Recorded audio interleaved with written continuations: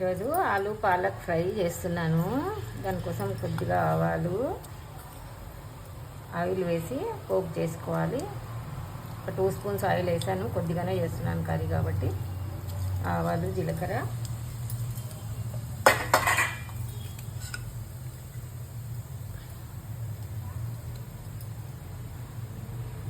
ఒక 2 పచ్చిమిర్చి, చిన్న ఆనియన్,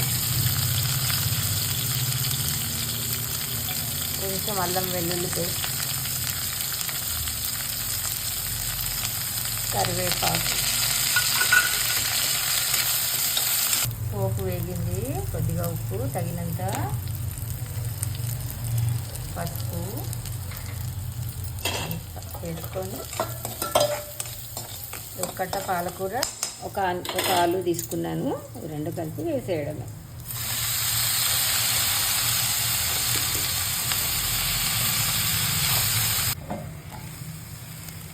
ఆలు పాలక్ ఫ్రై అయింది. ఇది చపాతీతో కానీ రైస్తో కానీ దేనితోనైనా చాలా రెండింటికి బాగుంటుంది, టేస్టీగా ఉంటుంది రైస్లో అయినా కూడా. Thank you for watching.